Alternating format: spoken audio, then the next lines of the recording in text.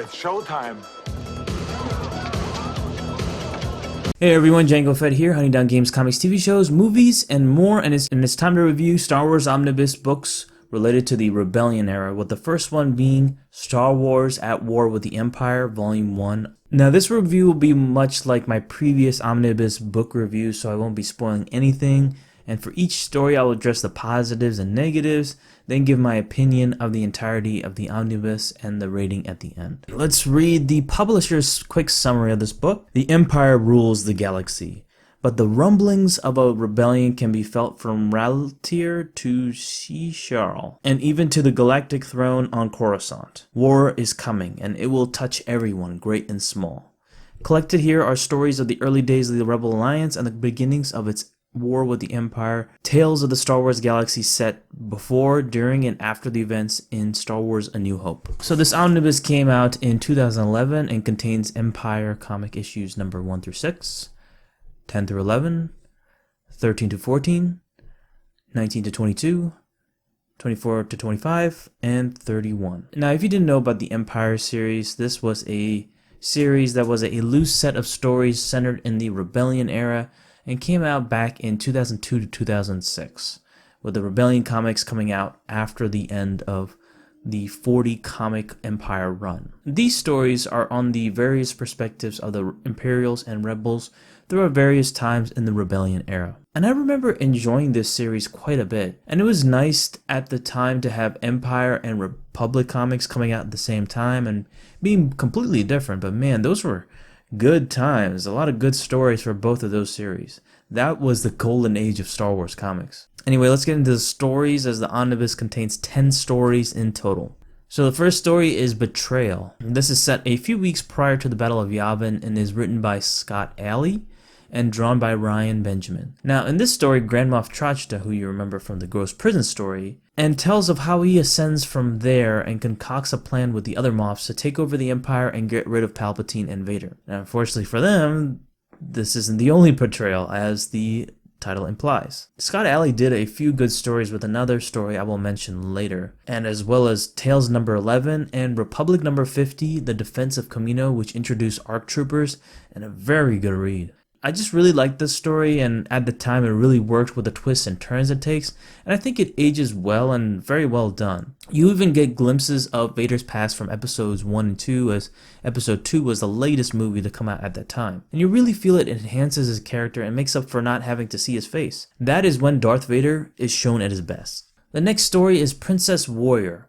This story is also set a few weeks prior to the Battle of Yavin and is written by Randy Stradley and drawn by David Fabry, who I remember from the old school Republic days. Leia undertakes a covert mission to deliver supplies on Raltier, only for the Empire to change all that. After she sees the brutality of the Empire, she transforms into the warrior princess we all know and love. Pretty good short story, and it really makes you hate the Empire, and you want to see them all die in the worst way. And Leia captures the story as you can expect. Something I didn't know is that in the credits it says with situations and dialogue from the Star Wars radio dramatization, which is very interesting to me to borrow elements from, and a few lines for the radio drama. I never listened to the radio dramatization, but I think after reading this comic I might have to listen to it to see how they captured those moments in this story. Just pretty cool stuff. Never thought they would create a story just based off that alone. Another story is The Short Happy Life of Roan Sewell, which is written by Paul Chadwick and drawn by Thomas Giorello. This one is all over the place on the timeline, but is right before the Battle of Yavin to motivate the rebel troops, and it focuses on the life of Roan Sewell, but coming from the perspective of General Dodano of how he knew the man. Roan's lived a hard and brutal life, and it made him become this one-man commando and become a thorn in the side of the Empire, and I liked it. It seemed to drag on for a little too long for me, but it also introduced General Dodana for me, as I really didn't know much about him before. But more info on Roan Sewell, according to Wikipedia's behind the scenes. Roan Sewell is an anagram of Orson Welles. Many aspects of Sewell's character follow those of the young Welles: his appearance, historical speaking style, love of theater, and metric rise through the ranks despite his youth. One might also argue that Sewell's demise mirrored Wells' swift descent from Hollywood royalty. Additionally, Sewell's war cry of Mazla, of which no one knew the true meaning of, is reminiscent of his dying words of the titular character of Citizen Kane, a film by Orson Welles. The next couple stories are pretty short, with the first being What Sin Loyalty. This is written by Jeremy Barlow and drawn by Patrick Blaine. This is concurrent with the Battle of Yavin and deals with the perspective of a clone trooper who is transferred to the Death Star to guard Commander Akobi from a series of sabotage and assassination attempts. It's a good short story that deals with blind loyalty and whether it's truly the best thing for either side, whether it be the rebellion or empire. And the artwork is pretty good too. Next short story is The Savage Heart. This is written by Dave Land and drawn by Raul Trevino. And it's another Darth Vader story. But this one is a little different, and it's set right after the Battle of Yavin, as Vader is forced to crash land on a random world called Val. And he has to reach an Imperial outpost and runs into these alien creatures, and it unleashes his savage side. The story is very subtle and has very little dialogue, even for Vader, but it's a pretty good read. It's a show don't tell story, and it's very effective here. Next, we have A Little Piece of Home, which is Empire issues number 20 to 21 and set 6 months after the Battle of Yavin, and written by Ron Mars, who did the amazing Darth Maul comics, and is drawn by Thomas Giero. In this, Princess Leia is seeking a new rebel base and enlists in the aid of her childhood friend from Alderaan and a small uninhabited moon, and persuade them. Obviously, things go awry, as you can expect, and they don't use the moon. But still, a bit of a touching and sad story for Leia. Another short story is Target Vader. This story is written by Ron Mars and drawn by Brian Ching. So, artwork right away is phenomenal. There's no question about that. If it's done by Brian Ching, you know it's going to be great. This is set 6 months after the Battle of Yavin, and for some reason this story was not featured before A Little Piece of Foam, which is issues number 20 and 21, and Target Vader is issue number 19, and is set around the same time, so I found that odd, the placement of this comic in the Omnibus, but oh well. So Vader is still on the mission to destroy the Alliance and goes to an information broker named Jib Kopatha to seek any information he can, and he eventually runs into a group of a particular race that wants him dead for a justified reason for what he did with their planet. All I'll say is there is a reason why Prince Zizor hated Vader, and this is why. A pretty good story, and you even see Vader get uneasy in a few moments with his past haunting him. Another good Vader story, and as you can see back in the day, the Empire series did a pretty good job with some solo Vader stories.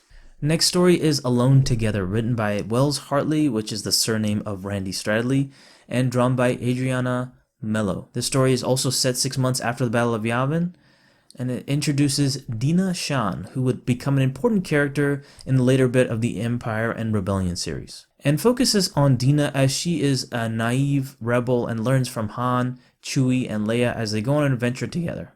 After all these previous dark tone of the Empire series, not super dark of course, it's just nice to have a chill, simple, low-key adventure story with a few humorous moments just sprinkled in. Idiot's Array is the next story and is written by Ron Mars and drawn by Jeff Johnson, and also set 6 months after the Battle of Yavin. And I swear, there's a certain time period with all these stories where there's just a bunch of stories just bundled together at the same time. This is a Han Solo and Chewbacca story where they're sent into a mission and run into an old friend and things go wrong, and also they run into a certain character from the Target Vader story. A decent story, but a bit on the forgettable side. And the last story is The Price of Power, which is written by Scott Alley and drawn by Joe Coroni. Oh, and this story is set 8 months after the Battle of Yavin, finally. And this, it deals with the president of Seashar? Forgive me, I'm mispronouncing that. I know I am.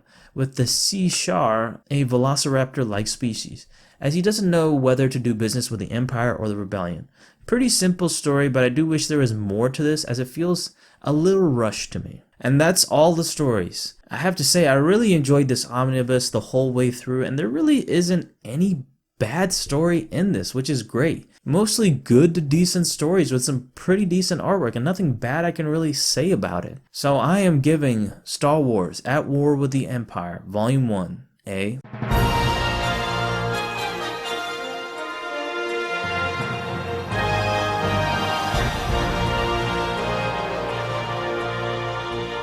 This is a must-read for Star Wars fans, especially if you want to get into Empire and Rebellion comic series. And I would usually recommend getting the Marvel Epic Collection, but for this instance, I really do not, because if you want to get the complete run of the Empire and Rebellion comics in order, or close to in order, get the At War with the Empire Volume 1 and 2 and the Other Sons of Tatooine Omnibus books, compared to the Empire Marvel Epic Collection, which you have to get a bunch of them, and they're completely out of order. I wouldn't do that and wouldn't recommend that.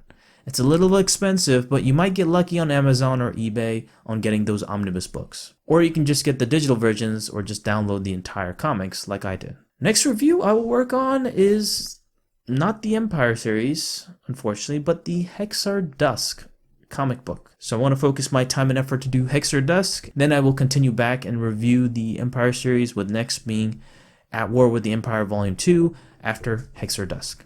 So I hope you guys enjoyed this review. Let me know what you think of it in the comment section below. Please like this video and subscribe to my channel Django Fett if you haven't already. I'll see you guys on the next video. Peace.